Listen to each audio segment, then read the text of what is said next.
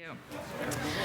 Well, good afternoon and welcome to the 2022 annual Sacred Trust Talks presented by the Gettysburg Foundation and Gettysburg National Military Park. My name's Angie Atkinson, Supervisory Park Ranger here, and we are pleased to collaborate with the Gettysburg Foundation to invite renowned Civil War historians, authors, National Park Service rangers, licensed battlefield guides, and experts to participate in Sacred Trust to share their unique perspectives with our visitors.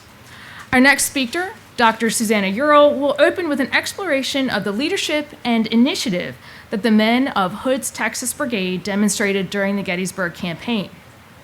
Ural then expands into a larger discussion of the brigade throughout the war to understand what made them one of the Confederacy's most effective units. Dr. Susannah Ural is Professor of History and Director of the Center for Digital Humanities at the University of Southern Mississippi.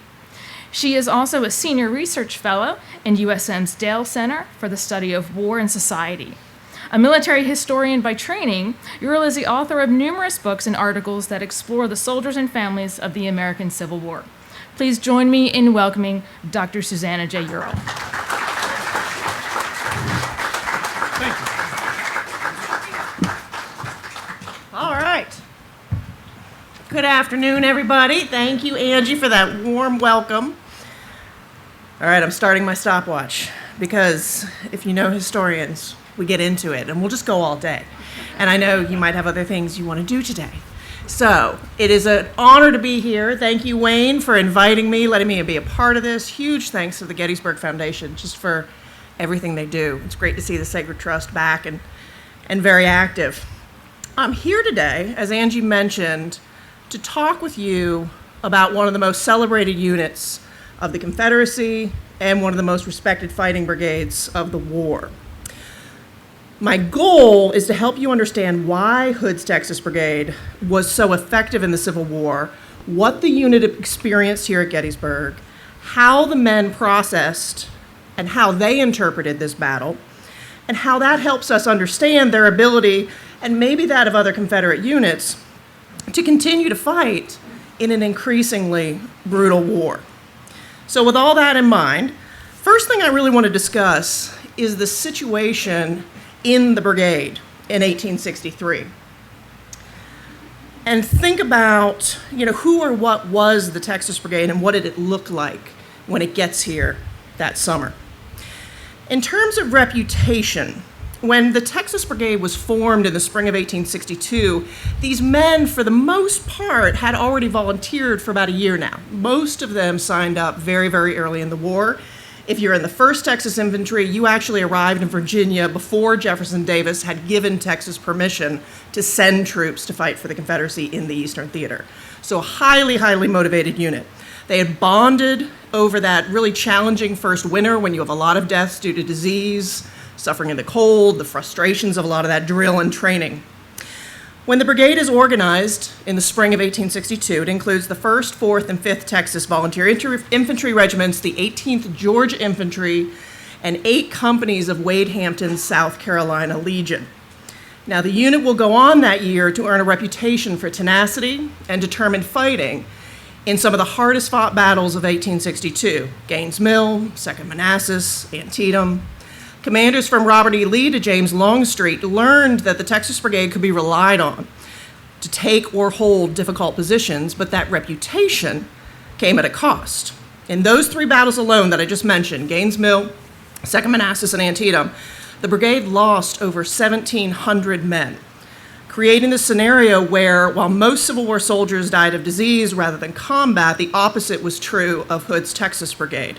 The majority of their deaths came on the battlefield or from battle-related wounds. Now, with this in mind, you may not be surprised to learn that the Texas Brigade also earned a reputation for sometimes unrestrained courage, which is not always a good thing, right? You want courageous men, you want brave men, you want daring men in these units, but they have to be disciplined. And Hood's Texans sometimes weren't. This issue became clear at the Battle of Antietam and Miller's Cornfield when the 1st Texas rushed so hard and so fast toward the Federal line that it got out ahead of the rest of the brigade and wound up nearly surrounded. Post-war estimates placed its losses at 82% casualties, the most casualties suffered by any regiment on either side in the entire war. If you look at their commander's report, though, on that battle and some of his letters from after the war, it actually looks like their casualties were closer to 86 to 87%. So when you try to imagine what these men looked like, what the Texas Brigade, if you're trying to picture it in your mind in the summer of 1863, I want you to keep those details in mind. There are very few group shots of the Texas Brigade. This is one of them from very early in the war. This is them in their first winter in camp down in Dumfries, Virginia. Probably taken in late 1862, maybe the spring of 1860, late in 1861, maybe the early spring of 1862.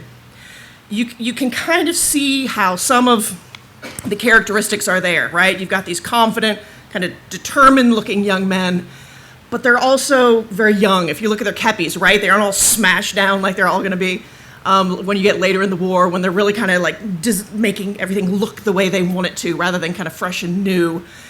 And they're young as a unit. They really haven't been tested. They've done some skirmishing over that winter, a lot of scouting, but they haven't really operated as a unit. They don't become a brigade until March of 62. So when I think about Hood's Texans in the summer of 63, I really like to think about them. I should be using this, shouldn't I? I really like to think about them from this sketch. This is, if any of you have ever read the novel Lone Star Preacher, this is John W. Thomason, who was a descendant of some of the men who fought in Hood's Texas Brigade, an incredible military artist that really kind of captures, they're looking a little ragged here, they're not caring too much about how they look, they're much more of these veteran fighters who are ready to continue that fight here this summer. So in terms of other aspects of kind of what's going on in the unit, it gets reorganized and command changes in the fall of 1862. Their original commander, John Bell Hood, had been the original commander of the 4th Texas Infantry, one of the regiments in the brigade. He commands the brigade from March, like I said, to mid-September 1862. At that point, William Wolford from the 18th Georgia took command of the brigade. When Robert E. Lee reorganized the Army of Northern Virginia in November of 62, James Longstreet and Thomas Jonathan Jackson's wings, right, officially become 1st and 2nd Corps, and some of the units themselves change up. The 18th Georgia left the unit, as did the 8 companies of Wade Hampton's South Carolina Legion, and in comes the 3rd Arkansas. They get along well, right? So now you have the 1st, 4th, and 5th Texas, and that's good, the 3rd. The 3rd, sorry, after lunch. You're a little crazy out there today. The 3rd Arkansas Infantry. The men all get along well. The Texans sometimes call the 3rd Arkansans the 3rd Texas. I've never been entirely convinced that the Arkansans weren't sometimes like, oh gosh, these Texans and their Texasness. Might have been a little overwhelming. No offense to the Texans out there, live there, love the state, but they thought a lot of themselves. But they really do gel well, the four regiments of the unit. But one of the things I want you to keep in mind is they get a new brigade commander, Jerome Bonaparte Robertson. He had been commander of the 5th Texas Infantry. And the men love Robertson. Okay, this is Robertson, you can see here. Again, a name like Jerome Bonaparte, again, the 19th century influence of Napoleon here and his brother. The men love Robertson. He'd been a surgeon before the war. He really cares for the men. He makes sure they have food. He's often very worried about their health. When some of them will get brought up on charges of stealing food, Robertson will make sure this gets excused because the men desperately needed this. But he's not their favorite in terms of being a military leader. And when he shows up here in the summer of 1863, he really hasn't led the brigade in any major battle. So this is going to be an issue. Brigade historian and 4th Texas veteran Joseph B. Pauley probably explained best the men's relationship with Robertson, and really any commander who wasn't Hood. When comparing Robertson with a later commander, John Gregg, Pauley noted that Robertson, quote, was brave and capable, and his memory is cherished in the hearts of the soldiers he commanded. But neither of them, Robertson or Gregg, had the personal magnetism of Hood, nor the swinging dash and reckless yet cool disregard of danger, which, from the outset, won the love and admiration of a brigade composed of boys just flowering into manhood. Neither of them, Pauley continued, made as just an estimate as Hood of Texas character, nor felt and acted in such accord with it. Now, my favorite story that explains the differences between Hood and Robertson happens in the March of '63. They'd gone out, and it turns out there was confusion with the orders. The enemy wasn't where they thought the enemy was. They're having to come back into Richmond. It's March, snowstorm comes up. The guys are just miserable, cranky. They're coming back into Richmond when Pauley tells the story. The unit, quote, disintegrated. Every man of it, save a small minority of teetotalers, made a flank movement and went in search of warming liquid refreshments. When Robertson looked back to check on his column, he was horrified to find how few men remained. And Pauley tells about how, he was about to give orders for a lot of the men to be rounded up and arrested when Hood rides over to Robertson and, according to Pauley, explains, "Never mind, General, never mind. You'll get them back in the morning, or at any rate in time to lead them into the next fight." And so Robertson never quite masters this balancing act, right, of not controlling the Texans too much, but controlling them enough for them to be the disciplined unit that you need. To be fair to Robertson, though, he does have plenty of experience, right, at the company level and at regimental command. So the battle is going to test him tremendously. It's going to test the entire brigade in ways that they haven't been pushed. 3rd Arkansas, led by Colonel Van Manning. 1st Texas is led by P.A. Work. All of these men are going to be incredibly experienced. All of these men will be very heavily tested. 4th Texan, J.C.G. Key and Benjamin Franklin Carter. 5th Texas, Mike Powell, will all be tested here. Now, when it comes to, a question of supply. Supply had been an issue when the Texas Brigade entered camp in the early winter of 1862. Most of the men had only one pair of pants, a shirt, a jacket. This meant that bathing and laundry were being completely put off. None of the men were doing it. Nobody's really worried about the stink. They are worried about the basic health, though, of the men and their ability to actually care for themselves. And again, Robertson does a good job of getting the unit really well resupplied. Local Virginians actually do a good job, too. There was a local chaplain by the name of Davis from Texas with the Texas Brigade who had put out a call in a lot of the newspapers for Virginians to help these Texans whose families were often too far to get supplies to the men who needed it. And Virginians really did respond very well. So pants, jackets, socks, gloves, shoes, food, more food is absolutely coming in. So when the unit is really mobilizing for the campaign season of 1863, they're well fed, they're healthy, they're pretty well supplied. In terms of the last thing here on the list, morale, it's high. The men in the Texas Brigade really felt that the Confederacy and Lee's Army, which they really saw as synonymous, had almost won the war in 1862. Hold on. One second. Okay. They really did think they had almost won the war in 1862. They were going to win this war in 1863. If you think about what's going on, kind of the bigger picture, in 1863, the Emancipation Proclamation is causing a lot of unrest along the southern home front. It's causing production shortages on farms across the South as enslaved men and women escape, slow their work, or for the men join the ranks of the Union Army and Navy. What's interesting to me is it doesn't really seem to have worried the Texans and the Arkansans within the brigade. This is despite the fact that 2/3 of the Texas Brigade officers came from households that owned slaves, and the same was true of 1/3 of the Texas privates in the brigade. But their letters reveal little concern that emancipation would affect their homes, mostly because I argue in the book that they have so much confidence in themselves, their army, and their commanders that I don't think they believed emancipation or defeat was a possibility.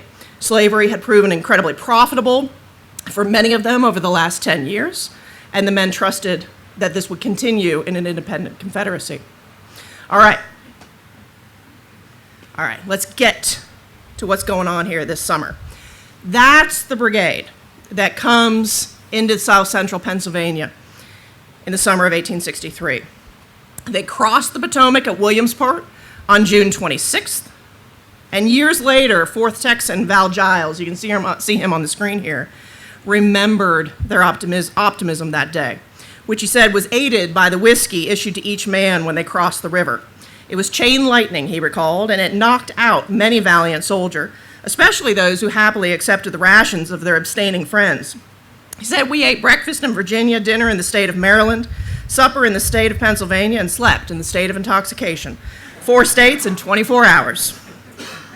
James Lockridge was a company commander in the 4th Texas Infantry. He captured their confidence and their anger and their determination as they marched into Pennsylvania. He prayed in a letter home to his wife, "May God arm us with superhuman strength to strike these witches from the earth." The Texas Brigade camped on Chambersburg Pike, about 16 miles west of Gettysburg on the night of June 30th, spent most of the first day of the battle, July 1st, so yesterday for us, on a 12 to 13 mile march with little rest beyond the starts and stops that define a hard march. Not horrible for them, they're used to this, but it's never particularly pleasant. At about 1 a.m., they reached, along with the rest of Hood's and Lafayette McLaws's division, the western edge of Marsh Creek, and you can see it here.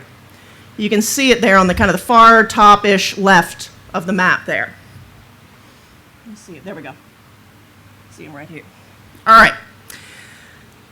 There, they have about a 2-hour rest, and then they're going to push on to the western edge of Her Ridge, arriving there about 8 a.m. on July 2nd. The men stacked arms, rested, while Longstreet, from his perspective, tried to find a way to successfully carry out Lee's orders. And Lee, from his perspective, grew increasingly frustrated with Longstreet's delays in carrying out those orders. Now, Lee's plan was for 1st Corps to hit the Union left flank by attacking up the Emmitsburg Road, rolling up the Federal line, while A.P. Hill and 3rd Corps kept pressure on the Federal center, preventing Meade's army from supporting either flank, while Hill remained ready to support Longstreet's successes. On the Federal right, where their line wound around Culp's Hill and a fishhook, Richard Ewell's 2nd Corps was ordered to direct a series of diversionary attacks that he would act on with a full assault if possible. This was Lee's plan to push Meade's army off the high ground and win the Battle of Gettysburg. But Longstreet feared that Union forces were too strong in this position on their left flank. And again, left flank we're talking about down here on the bottom of the map. Delays ensued as Longstreet asked Lee if they could hold off on their attack, if they could consider other routes. He does finally convince Lee to wait until Evander Law's Alabama Brigade has time to join them. Law's men were pushing in from New Guilford, and when they arrived, Hood's division would be at full strength for the attack, giving Longstreet 2 full divisions to carry out this plan. Lee agreed. When Law arrived at noon, though, it was time for it to move, and Longstreet ordered Hood's and McLaw's divisions forward. But of course, it's not this simple. We're going to have multiple rolling issues start to unfold. While moving to the Federal left flank, Hood and McLaw's divisions had to remain concealed. A captain from Lee's staff, S.R. Johnston, who was respected for reconnaissance work earlier in the war, he had scouted the area and reported that morning that there were no Federals between the Peach Orchard and the Roundtops and the lower edge of Cemetery Ridge. Now, of course, we know that there were Federals there, and it remains more coming, and it remains a mystery of how Johnston failed to see or at least hear them that morning. His report to this effect to Lee is one of the reasons that Lee devised the plan for Longstreet to position his men perpendicular to the Emmitsburg Road in the area we know today as the Peach Orchard. And you just heard a great talk about that this morning if you were here. Lee even sent Johnston with McLaws and Hood to lead them to the position. So it's not entirely clear what went wrong with Johnston's reconnaissance, but the result was that the Federal position would look very different when Hood and McLaws arrived. It's shortly after noon when Longstreet ordered McLaws and Hood's division southward from where the men had been resting on the western slope of Her Ridge. As they moved forward, with McLaw's men in the lead, they stayed close to the tributaries of Marsh Creek. marching through low rolling fields to the Black Horse Tavern Road. And again, you can kind of see them snaking along the left or west side of this map. When the head of the column reached Fairfield Road, McLaws' division, which is in the lead, continued for about another quarter mile when they reached a rise and stopped because they knew they were soon going to become visible to any potential Federals. Longstreet and McLaws decided to reverse their route and take another approach that would provide more cover. They could have ordered a simple about face, which would be more efficient. You just turn everybody around, go back the way you came, but this would place Hood's division in the lead, and Lee had ordered McLaws' division to lead the attack. So instead, causing another delay, Hood's men have to wait around the area of Black Horse Tavern as McLaws' division works their way past Hood's division, and then both units use farm lanes as they travel eastward with cover to the protection of Her Ridge, and then move southward through the valley of Willoughby Run and on and reach the Pitzer Schoolhouse, which you can see going down there near the bottom of, your vision, near the bottom of the map. So once they get there, now they're getting closer and closer to Warfield Ridge, the column pauses again because Longstreet and McLaws, arriving on the scene, discover there's no way they can follow Lee's original order to attack up the Emmitsburg Road. The situation had changed significantly from what Lee understood that morning, as we all know now.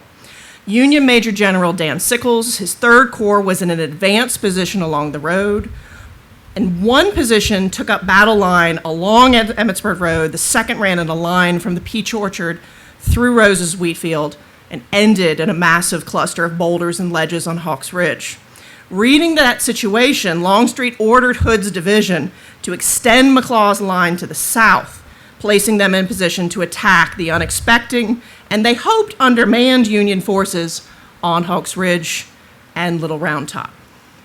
All right. Now, as Longstreet modified the plan, Hood's division waited on the western slope of Warfield Ridge. I'll go back here for just a second and just kind of look down on the bottom of this map. Down here. Down there near the bottom is where I kind of want you thinking about them lining up. And then this map will make more sense as they form into position. Right there, that's the Hood's Brigade there where I have the arrow. Within the Texas Brigade, Colonel Van Manning's 3rd Arkansas rested on the left flank, far left of the front flank of Hood's divisional line, connecting it to the right of McLaws' line. They're about 200 yards west if you're on Emmitsburg Road, west of the road. To their right, extending across the other side of the road, the 1st Texas shifted into line by the right flank on the crest of Warfield Ridge. Extending past them came the 4th Texas, and then the 5th. Now, the men enjoyed some protection from Federal artillery fire from the trees and rolling ground, but they likely tried to get a peek at the ground before them. And those who could see would have spotted kind of this visual, if you will, looking out through the woods. You get the occasional stone wall, some wooden fences, rails, but for the most part, pretty clear rolling terrain. If you've walked this position, and by the way, if you haven't, I encourage you to go out there before you leave Gettysburg. It's beautifully maintained. The ground in front of the 3rd Arkansas and 1st Texas, like I said, is pretty open. If you extend further kind of down this line, closer to kind of what you're seeing a little more to the right in this image, it gets, of course, much more rolling, much more difficult, and then you're, of course, going to get into boulders in the woods as you hit Big Round Top. So it's probably about this time on Warfield Ridge, as the line of Hood's brigade is forming, that Hood talked to Longstreet about the scouting his men had been doing. They'd been all over this area over the last several days. My favorite account comes from 1st Texas Private Leslie Thompson, who, along with another Texan, had spent pre-war years at Mount St. Mary's College to the south in Emmitsburg. In 1875, so about 10 years after the war, he described their reconnoitering to Father McCloskey of Mount St. Mary's. He said, "I was at Gettysburg on the 1st, 2nd, and 3rd of July, 1863. I was also at the mountain. I saw you, but you did not see me. I was in and among the Federals, and I dared not disclose myself. I drank from the fountain in the back terrace. knelt in the mountain church. I did so long to make myself known to you, but my orders were imperative. I was spying, scouting. Do you remember Jonathan Elliott at San Antonio? He was of my party, and together we went all over the college grounds. We went all through the Yankee Army, talked with their generals, ate with their soldiers, and carried dispatches for General Meade, which we faithfully handed to our General Lee. Now, all of the scouting that they're doing is getting information to Hood, to other commanders, about possible alternatives. Again, because nothing ever goes according to plan, let's kind of consider some potential other options. And it's this information by scouts like Thompson that inspire Hood to suggest alternate approaches, including one was to swing around Little Roundtop using a country lane some of his men had found. But by now it's approaching late afternoon, and Longstreet knows he has already tried suggesting alternatives himself. We must obey the orders of General Lee, Longstreet insisted. So about 4 p.m., Confederate batteries opened fire on the left of the Federal line. Captain James Riley, Captain Alexander Latham's guns, posted on the same line with the Texas Brigade, would offer some protection as the Texans advanced. So too would Confederate First Corps artillery under E. Porter Alexander. Most of his fire was focused on Federal artillery in the Peach Orchard and along Emancipation Road, knowing these guns could deliver oblique fire on Hood's men once they advanced. While the Texas Brigade waited, so they're lying here in the woods, you can kind of seeing out from the image that you can see here on the screen, Federal artillery fire was active too, careening through their lines. 3rd Arkansas had a man in the ranks by the name of Samuel Emerson, who watched, horrified, as a single cannonball tore through Company H, killing their captain, Lafayette Allen, and 2 other men. In the 4th Texas, John West, facing his first battle, described solid shot as it, quote, struck the ground 50 or 60 feet from the line, passed by on a bound over us, scattering dust, and at about an equal distance behind us, tearing up the earth. A 3rd shot, West said, quote, hit our line about 8 feet in front of me, knocking off one soldier's head and cutting another in 2, bespattering us with blood. Not far from West, Captain Decimus at Ultimus Barziza spread Robertson's word for the men to all lie down.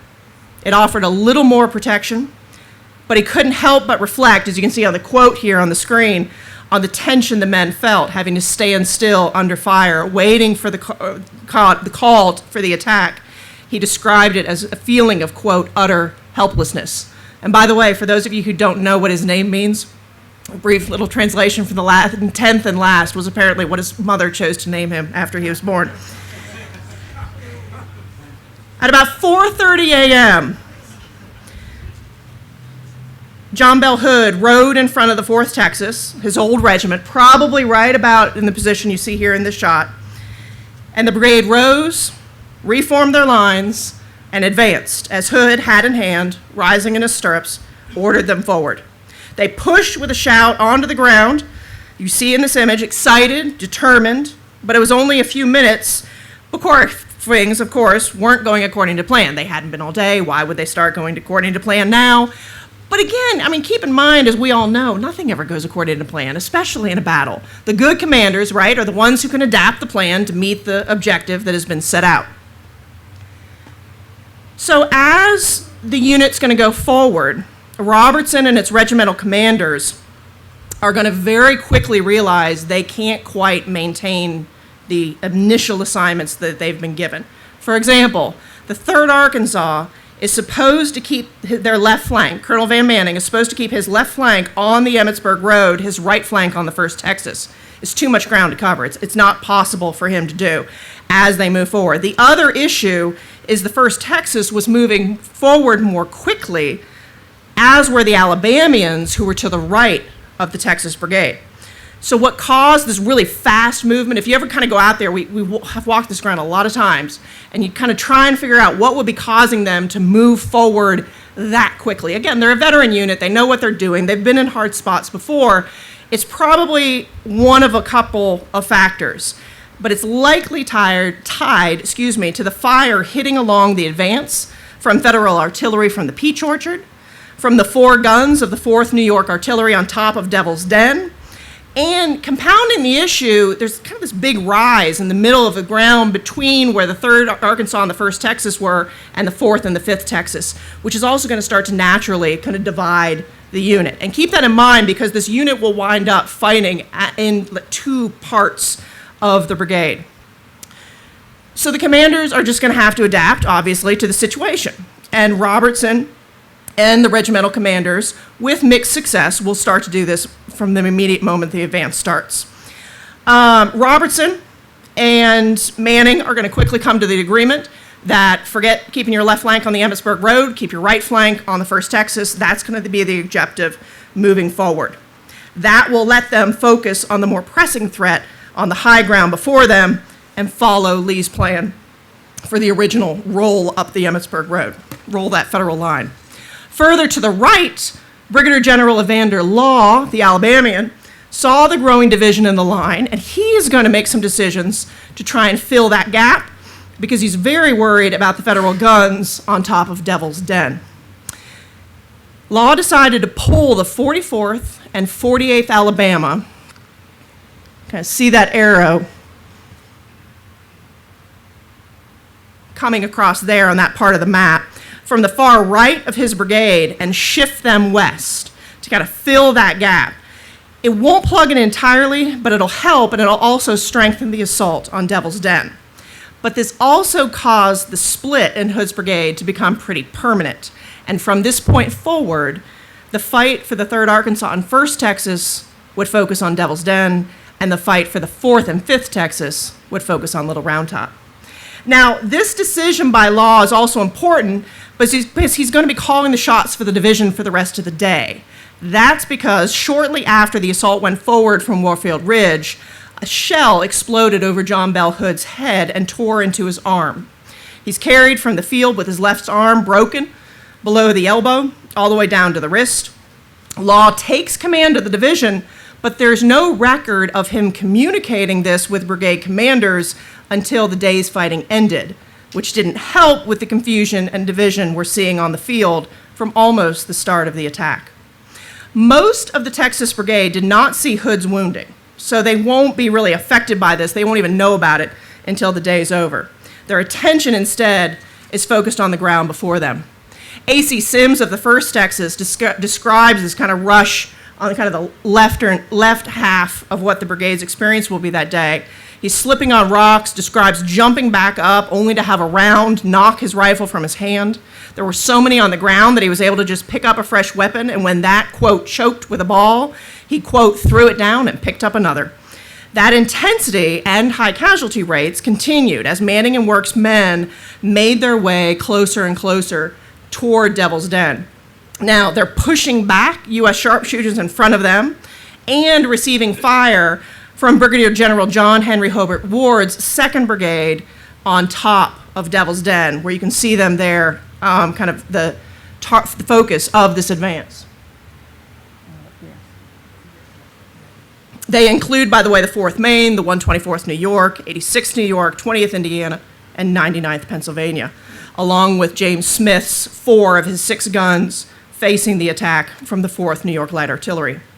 They're going to get some cover from Rose's Woods as they advance and as they get close to the base of the triangular field below Devil's Den, where the fire from Smith's guns really can't hurt them as much. As Manning, this is commander of the 3rd Arkansas, moves into Rose's Woods, this is almost kind of, if you're looking up at Devil's Den, triangular field is over here, kind of moving up through the woods. What he's going to notice is he starts taking fire on his left flank. That is going to be from the 17th Maine on the opposite side of the woods, firing in down their line. So then Manning, during this advance, has to basically focus attention over here, silence that threat, and then they're going to be able to continue that push up the heights. The 1st Texas, to their right, entering that triangular field, is going to be stretched incredibly, incredibly thin.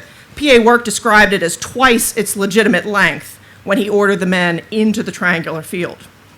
Ward's men, defending Devil's Den, poured heavy fire into the 1st Texas. as they slowly advanced, these are the 1st Texans, the men are going to start to run low on ammunition. They start seizing rounds and cartridges from the dead and the wounded around them. Officers really weren't even leading their companies. Some of the men said they were fighting alongside the men. To break the Texans, the commander of the 124th New York, Colonel Van Horn Ellis, ordered his men to charge down into the field in a rush that turned, as one man described it, into a scene of butchery. The New Yorkers succeeded in pushing back the Texans, but at the cost of their commander and a number of their men. Still, it might have worked if Brigadier General Henry Rock Benning's brigade of Georgians hadn't been coming up behind the 1st Texas and 3rd Arkansas. This was too much for the 124th New York and Ward's other defenders on Hawks Ridge, and with a final push, a combined force of Confederate attackers swept the remainder of the field and seized control of the high ground, though Smith and the Federals took every item needed to fire his guns before they abandoned them. So that is really the fight of half of the brigade, the 3rd Arkansas and the 1st Texas. Meanwhile, the 4th and 5th Texas Infantry, along with help from the Alabama Brigade, had continued their advance on the Federals, defending that high ground behind Devil's Den, Little Round Top. And you can see, if you look, I like this map for kind of getting some of that. You're going to be able to see how the units are really split on this map. And there are a strong line of Federal defenders in the 2 brigades under Stephen Weed and Strong Vincent on Little Round Top. Approaching them, you can see the 4th and 5th Texas between the Alabama regiments of Law's brigade, also now fighting as a divided unit. And in making their advance, the Texans described moss-covered boulders the size of a 500-pound cotton bale and boulders as large as meeting houses. I never saw any boulders out there quite that big. But if you hike that ground, it's a lot easier to do the 3rd Arkansas and 1st Texas tour, if you will, than to do the 4th and 5th Texas tour. It's much, much more challenging terrain. Around the time they were crossing the western slope of Big Round Top, both Colonel John C.G. Key and Lieutenant Colonel Benjamin Franklin Carter of the 4th Texas were badly wounded. In the 5th Texas, Lieutenant Colonel King Bryan tried to maintain order as he walked down the line of fire that one man described like hail falling on them. What was left of linear formations was rare and crumbling fast as they approached Little Round Top, impeded by large boulders and heavy fire. Val Giles, who again you can see on the left here of these portraits, he recalled, "Confusion reigned everywhere. Nearly all of our officers were gone. Colonel Powell of the 5th Texas was riddled with bullets. Colonel B.F. Carter lay dying at the foot of a mountain. Lieutenant Colonel King Bryan, unable to find Powell and assuming he was down, moved toward the center of the regiment to assume command and found Powell lying on the ground. As Bryan reached for him, a ball tore through his left arm, and with both men down," Giles explained, "command fell to Major J.C. Rogers." Giles described later Rogers trying to give a, quote, 4th of July speech to rally the men for one more attack, but order and discipline was gone. When a courier rode up and informed Rogers that General Law ordered them to, quote, "hold this place at all hazards," a frustrated Rogers asked, shouting above the noise, if Law expected him to, quote, "hold the world itself in check with the 5th Texas." Now, the records indicate that the Texans and the Alabamians fell back into the trees of Big Round Top, reorganized, and then surged up Little Round Top in 3, possibly 4 separate assaults. For the Federal defenders opposing them, the fight was just as desperate. They had barely arrived and formed into line to defend Little Round Top when the Confederate assaults on the heights began. First Lieutenant Charles Salter of the 16th Michigan watched as, quote, "a long line of rebels came over and down a range of hills opposite us. If we had been 5 minutes later, the enemy would have gained the ridge we were on and turned our left flank." To Salter's left, William Brown fought equally desperately with the 44th New York. In a dreadful, quote, "hail of bullets," he explained, he fired all 35 rounds in his cartridge box as men were killed on my right, and one not over 4 feet from me. Nearby was the 140th New York, where W.H. Clark of Company I had been hit once when he and his men rushed forward. He saw Strong Vincent fall mortally wounded, along with the Irish-born Colonel Patrick O'Rourke, commander of the 140th, while the desperate fight raged around them. 4th Texan Val Giles later insisted there seemed to be a viciousness in the very air we breathed. As darkness fell, he said, you could hear Yankee officers on the crest of the ridge in front of us, cursing the men by platoons and the men telling them to go to a country not very far away from us just at that time. Similar shouts, by the way, if you like Val Giles, his memoir is called Rags and Hope, and it's absolutely fantastic. Similar shouts came from the Confederate positions. And Giles added, if that old satanic dragon has ever been on the earth since he offered our Savior the world, if he would serve him, he was certainly at Gettysburg that night. There was not a man there who could have cared a snap for the Golden Rule, or that could have remembered one line of the Lord's Prayer. Now, the 4th and the 5th Texas spend the night of July 2nd in the woods near Plum Run at the base of Big Roundtop, and the 3rd Arkansas and 1st Texas settled on the height of Hawk's Ridge near Devil's Den. Federals made several attempts to claim it, but they were repulsed, just as the Confederate attackers had never managed to take and hold Little Round Top. About 2 a.m., 1st Texas Colonel P.A. Work was able to finally get his Texans down the hill to a stone wall about 100 yards from Devil's Den. Several unlucky men were on picket duty that horrible night, exhausted, parched, hungry, scared. A.C. Sims, who I told you about earlier, this is also his first battle. He's one of the few new recruits along with John West. He got assigned picket duty between the two armies for 2 hours, tormented by wounded Federals begging for water. But Sims was terrified to leave his spot. He was so tired he started to doze off, and he's only about 18 years old, 17 years old at this time. And he described rubbing tobacco in his eyes just so he could stay awake. And I'm sitting there as I remember reading this like, you're temporarily blinded, but you are awake on picket duty. Now, I don't have time to go into their fight. 1st Texas in particular is involved in a small but interesting fight on July 3rd. It's in the book, I promise. But I do want to take a moment and reflect a little bit on how Hood's Texans will view this. They very much view that fight for Devil's Den a victory. They took that high ground. But the problem, of course, was they didn't take the high ground behind it. And you can almost imagine what those men felt like when they got to the heights and realized they're not quite there. You got to go further, of course, and they are not going to be able to take Little Round Top. Reflecting on this battle, Hood's Texas Brigade had fought hard and suffered tremendously. They lose 600 of 1,100 men, so 600 men killed, wounded, and missing, so it's about 54.3% casualties in this fight. More astonishing to me, though, is the impact it has on the brigade's command. Division Commander Hood, of course, is wounded. 3rd Arkansas Colonel Van Manning, 4th Texas Commanders J.C.G. Key and B.F. Carter, 5th Texas Commanders Mike Powell, King Brian are all listed among the wounded. And to me, what's telling is how the men will then think about how are we going to move forward from here? What's the impact it's going to have on them mentally, not just physically, as a unit? They'll process the Battle of Gettysburg really as they're marching back toward Virginia in the weeks that followed. J.R. Lockridge, you see him in the middle here. There's a, what do you want to call it, a more studio-like portrait of him in uniform as an officer. He was a company commander in the 4th Texas. He winds up commanding the regiment, the 4th Texas, by the end because he's the only kind of commander not wounded on the ground.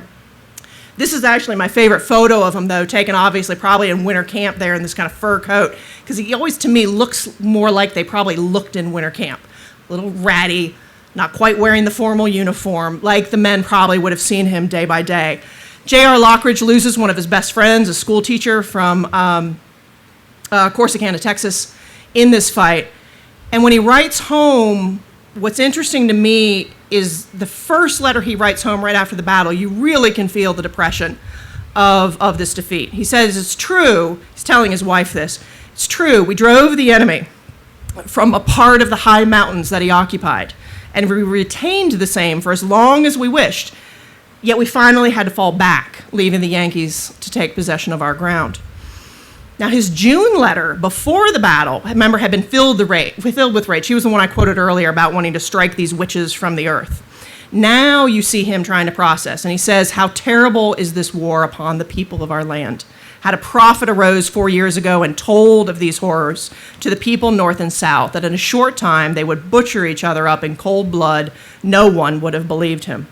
Lockridge said he could only, quote, "pray that Almighty God, the God of hosts, the mighty God of battle, is at the helm, and at the proper time will speak peace to this murderous storm that now makes all eyes sick with horror." Now, Private Waters Berryman shared Lockridge's frustration and put things a little more bluntly. He told his family that old Lee made a great blunder in butting his brains out, as it were, against the rocks of the Blue Ridge. Confederates had, Berryman insisted, whipped them off the hills, but we lost more lives than necessary. So again, they're processing this, maybe claiming things that they think are true, maybe claiming things that they know aren't true, as they're thinking about what this battle means to the big picture. Despite their sorrow and concern, if you look at these very same two men, you can watch them sometimes in the same letter, sometimes in subsequent letters, shifting disappointment and blame to optimism for the future. Although we have met with disaster in the West, referring to Vicksburg, the gallant soldier of Virginia seems more determined, more desperate than ever, Berryman wrote. Lockridge agreed, writing later to his wife, it was a couple weeks later, "Our soldiers amid all their suffering are confident of ultimate success. Many think that even the North will now prove to be a better friend to us than England, and will this winter acknowledge independence and afterward try to heal the breach that this conflict of deadly arms has made." John West, who started their July 2nd assault watching the artillery barrage in horror, shared sentiments with his family at home. "Our cause looks a little gloomy now," he wrote, "but I have no fears of the final result." He said Confederates at Gettysburg and Vicksburg might lengthen the war, and he even admitted, quote, "perhaps it would be better if I were on your side of the Mississippi." But then he changed his mind, insisting, "I believe I am where I ought to be. Every able-bodied man ought to be where he can strike the hardest blow for his country." And John West, like the rest of Hood's Texas Brigade, believed that was with Robert E. Lee in Virginia. Mark Smither, the last here on the far right that you see on the screen, was with the 5th Texas, and he may have summed up these sentiments best in a letter to his family in late July, 1863, so just a few weeks after the battle. He mixed boasts about his company and his regiment and the brigade with lists of commanders and close friends who had been badly wounded or killed. And he even admitted that he wasn't sure his letter would reach his mother across the Mississippi River. But then Smither laughs and writes, "Do you remember this day? Do you know what day it is? Today, 2 years ago, you gave me your blessing and told me to go serve my country." So for Smither and the Texas Brigade, hard fighting with occasional defeat was simply part of war, and it became something that caused initial despair, but something with which they were able to really rebound from quite successfully. So if you think about, as we kind of wrap this up and think about the Texas Brigade that emerges from Gettysburg, it's not that they didn't feel horror and tragedy over what happened here, but they're also a very veteran elite unit, and they, with their commanders, are going to be able to process this at a pretty efficient rate.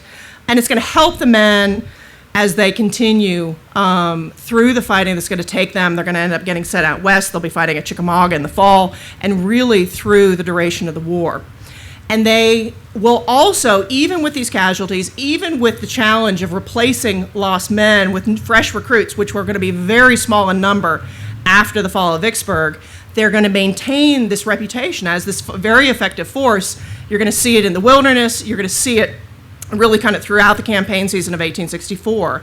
So when you think about this kind of issue of what's going to affect the unit, morale will actually bounce back at an incredible rate for this unit, really by the end of July, early August. Command is a massive kind of upheaval of command. If you think of all of those division with Hood and regimental commanders who are wounded, but again, other men are going to be able to come up, fill those voids very, very successfully for the unit.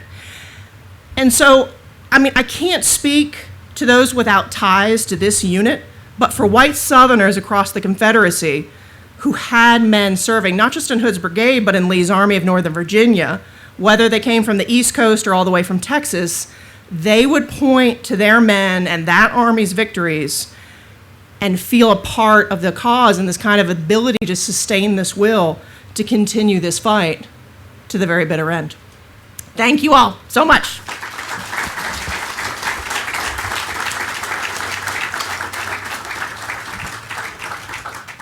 All right, thank you very much.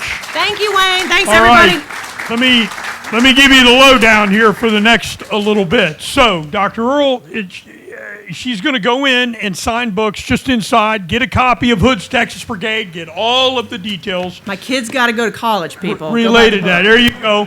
That's there. Next up here in the tent, Colonel Tom Vossler, Gettysburg Leadership Lessons Then and Now at 2:30 here in the tent. And Colonel Vossler will be signing after his speech. But what you need to know is Gary Edelman, who's speaking at 4, so we have 2 more talks in here today, 2:30 and 4 o'clock. Gary will be signing books beginning at 3 because at 5 o'clock the building is going to close. So he's not going to sign after his talk, ladies and gentlemen. He's going to sign before. And then, of course, tonight we have Dr. Caroline Janey. She will be here tonight. For those of you that have tickets, it's free, but we had to ticket it because we have limited spacing in there. She will be here inside the main visitor center in one of the theaters at 7 p.m. tonight. So we will see you back here 2:30, Gettysburg Leadership Lessons, Then and Now.